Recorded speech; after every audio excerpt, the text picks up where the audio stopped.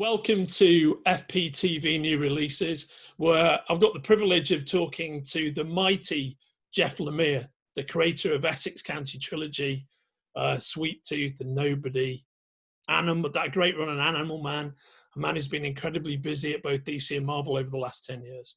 But here we're here to specifically talk about Sweet Tooth and some great new developments with my new 6-part series, Sweet Tooth: The Return. How are you, Jeff? I'm good. How are you? I'm very well, thanks, mate. So we're all super excited about Sweet Tooth: The Return, which you can pre-order from the links in this interview. But what can you tell us about it? Because as I understand it, it's not just a straightforward sequel or continuation. You're doing something a little bit different.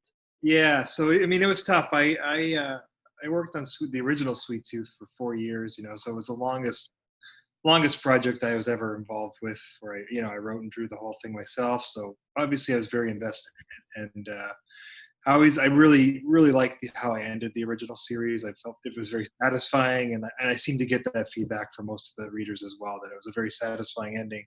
So I never really thought I'd go back to it, but honestly, I just kind of I missed drawing the characters. And whenever I would do conventions, and it was always, the most frequently requested commission was usually something with Sweet Tooth, and every time I would draw them, I would kind of realize how much I missed the world. And then obviously there's now a Netflix adaptation in the works as well. They're filming right now, actually, for next year. And I was last year I got to go on set for the pilot shoot in New Zealand, and sometimes when you finish a project, for me especially, I just move on to the next thing. I'm always on to the next thing, and I don't think much about it. But so I hadn't really thought a lot about Sweet Tooth, beyond just surface sort of stuff. But being on set and seeing how excited everybody was about the characters and the world and all the work they were doing to bring it to life, it kind of reminded me of all my original sort of ideas for the series and what I loved about it. It got me thinking. So yeah, to answer your question, I didn't want to step on the ending of the original Sweet Tooth. I kind of wanted to let that sit and be its own thing. But I still wanted to go back to the world, so I had to think of a way to do that, which wasn't easy.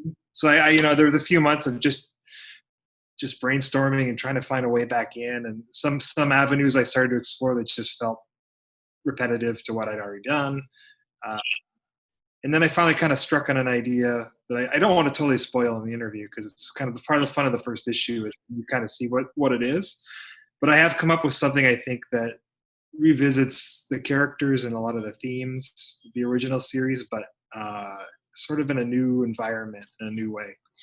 Yeah, I mean, that does sound amazing, and I realized that I thought before we started this that you wouldn't want to get too much into the detail of the book, which is always the challenge, right? When you're talking about some kind of advance.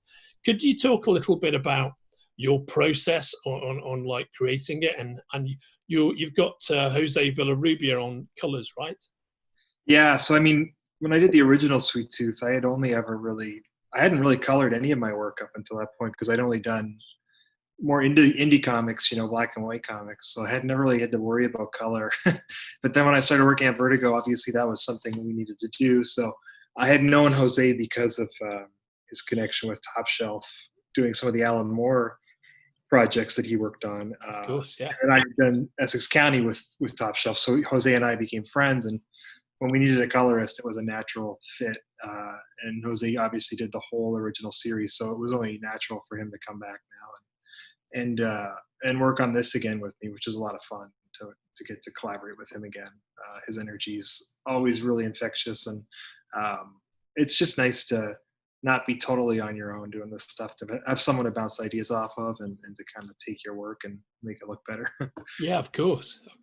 I mean, not that your work would look amazing without the colors on it, but it's a great to have that kind of in-step partnership that you have. Yeah, and also it creates a continuity with the original series as well. Visually, aesthetically, it kind of links it more to the original series. Whereas if I had been watercoloring some of my own work over the last few years, on other series, but I feel like if I had done that, it wouldn't look as much like the original Sweet Tooth. So this felt like it needed that continuity. Yeah, yeah, for sure. And what can you share with us about the fabric of the Netflix show? What can you tell us about that? Not much, obviously, but I Yeah, mean, it's. I can say that, as the creator of the book, and something I hold really dear, and it's super personal to me. That story, but I couldn't be happier with it. It's very, very faithful to the comic, which is great. And beyond that, I can't say too much, but yeah. it really looks great. I I'm mean, super I mean excited. that in itself is a great testament. I mean, Yeah, obviously the creative world oscillates between guys like yourself who are supremely disappointed with adaptations, and the lucky few, it would seem, who are in the camp that yeah, you're in. For you to be saying that is I think, an amazing plaudit, really. yeah. You kind of go into these things expecting the worst but hoping for the best, and in this case, I was so surprised at how it turned out, and how faithful it is, and how it captured the energy and the heart of the original. And Jim Mickle is the showrunner and the head writer, and he has such a reverence for the book, and so he's really trying to pay homage to what we did in the comic, but also, do what he needs to do to bring it to life as well. Yeah. Something that's always interested me about your career is that, more than many people I can think of, you've got such a unique voice when it comes to your own personally created work. And that seems to me that's so powerful and kind of unique, and I very much associate it with you. So, when I'm reading like Essex County or like Sweet Tooth, it feels very much like your creative world. Yeah, But also you're so prolific in terms of working for the majors. And by the way, I think two of my favourites out of the things you've done in the last like decade or so is, I love what you did with Animal Man, and I yeah, really love what you did with Moon Knight. And these are both characters that have a huge corporate history with big names having done great runs on them. yeah. How do those two things? How can you slip so easily between those two kind of viewpoints, and how does that feel to you internally as a creator? Yeah, I mean, I think it's something that developed over time. Originally I had just done my own stuff, like you said.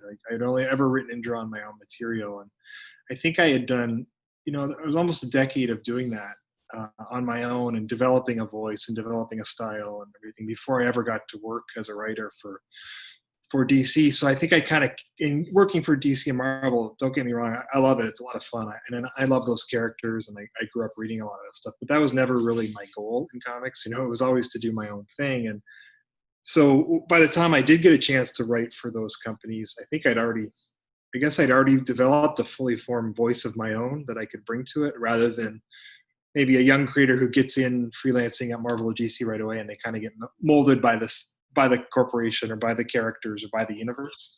I kind of came at it already fully with a voice of my own, and it did take me a few projects to learn how to adapt that voice to writing for another artist. And obviously, sometimes it works better than others. It depends on your collaborator and how well you connect and whatnot. But when it does hit with, I think Moon Knight was one of my favorites too, and Animal Man. It can just be a lot of fun, and you find ways to bring what you do in your indie work into it, but you also have to be open to what the artist brings, and then together you create like a third creator that's kind of the sum of both of you guys together. And when it works, it's a lot of fun. Yeah.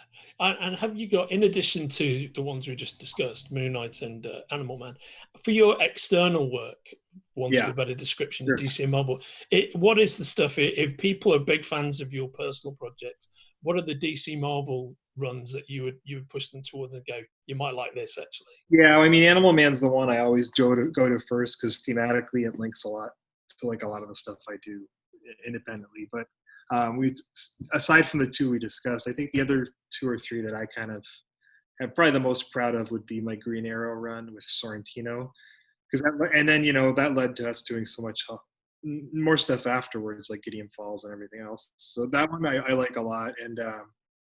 And probably the Bloodshot run I did for Valiant actually was, I had the most freedom on that one, where I could just kind of do whatever I wanted and build that mythology. So I kind of, that's sort of under the radar for a lot of people, but that one I am really proud of as well. And I did like 50 something issues of that. So, Yeah, I mean, initially that felt like quite an unexpected choice for you, for yeah, me, way back when. But actually, yeah, you've pumped out a ton of, a ton of stories for that character. Yeah.